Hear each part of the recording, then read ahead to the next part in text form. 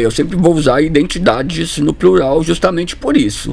Porque não dá para falar de uma identidade una, né? Pra gente falar de cultura,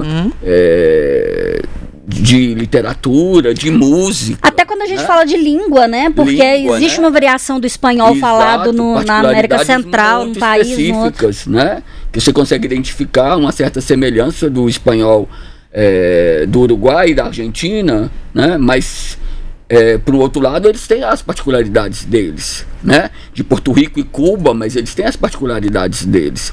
Isso que você falou é muito interessante, porque quando a gente está fora, né? Eu fiquei 6 meses morando em Nova York, e Nova York é uma cidade universal, do mundo, a gente né? vê, né? Mas assim, o preconceito ele é cotidiano para as pessoas latinas e para as pessoas racializadas, né? Quem é um americano para falar para mim que eu não sou negro? Quem? Né? Eu brigo, porque assim, quem é você para falar sobre a minha identidade racial, né? Isso é muito importante, mas tem essas particularidades. É a mesma coisa de você chamar um chileno, um argentino, um uruguaio de gringo. Eles odeiam, falta de respeito, porque o gringo é o americano. Justamente é o outro lado, né? A outra cara da moeda. Porque é isso, né? Se nós somos latinos, vocês são os gringos, né? Isso é muito interessante. E de novo, voltando lá no Super Bowl, e de ele resolver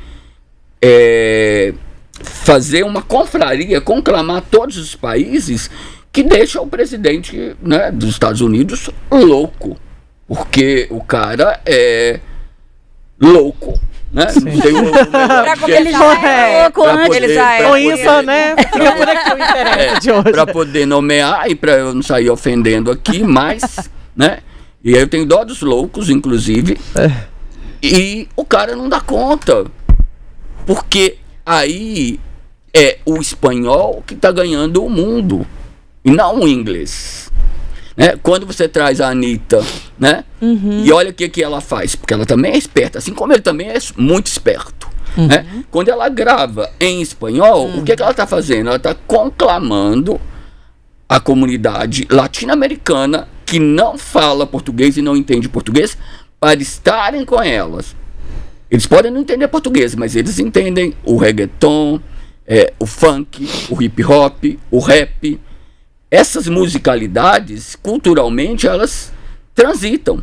Então, quando ela chama, né, e ganha voz e vai apresentar nos Estados Unidos, né, para que vocês me reconheçam e vejam que eu sou capaz, ou até muito melhor do que vocês, para que o Brasil não seja reconhecido somente no samba e no carnaval, que é o imaginário que se tem ainda, infelizmente, fora do país, né? Brasil é futebol, carnaval, e as mulheres brasileiras todas estão seminuas para serem levadas para a cama. Infelizmente é esse o imaginário que ainda é muito cultuado lá fora, inclusive para os nossos co-irmãos latinos que vêm para o Brasil.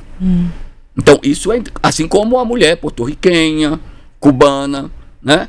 A mulher afrodescendente, ela é racializada nesse lugar.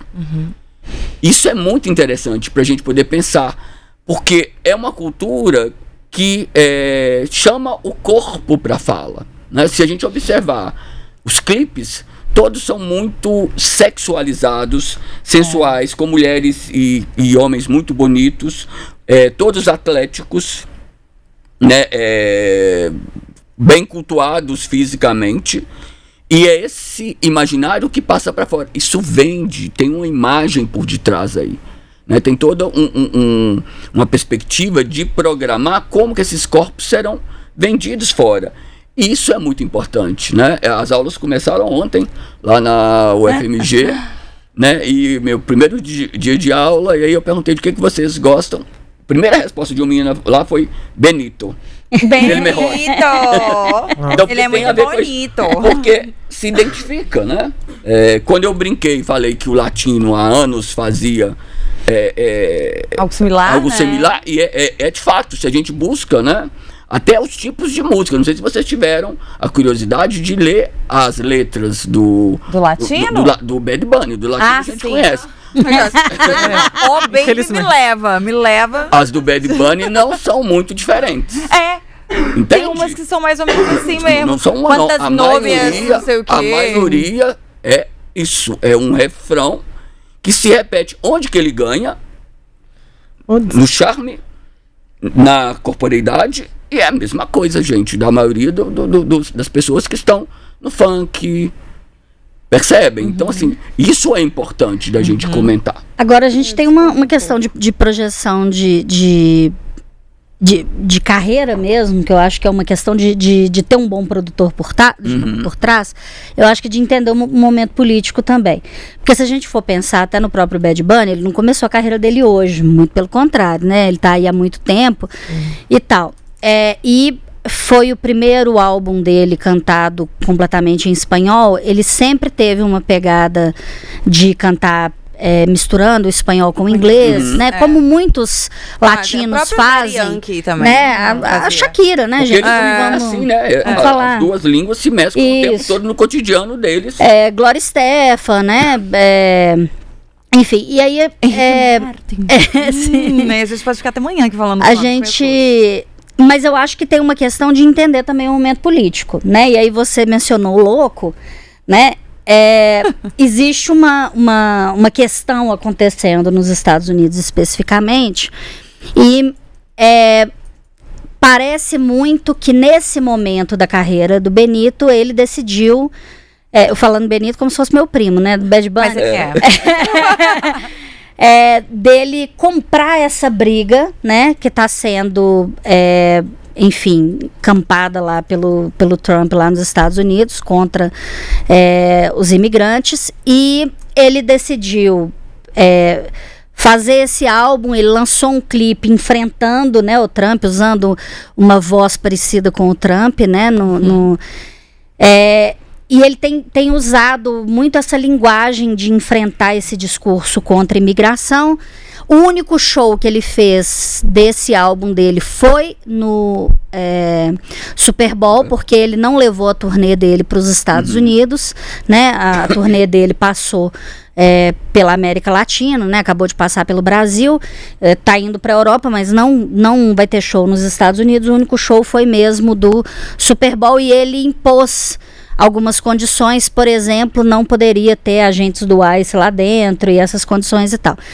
Então, eu acho que foi também uma compreensão do momento, né? Porque a gente, como o professor falou, a gente tem artistas latinos, inclusive brasileiros, fazendo isso há muito tempo, né? Lançando música e sendo muito consumido fora do Brasil e tal, em diversos momentos ao longo, né, de toda a produção cultural. Musical. Não só a música, mas também outras produções. A gente sabe que as nossas novelas vão para fora.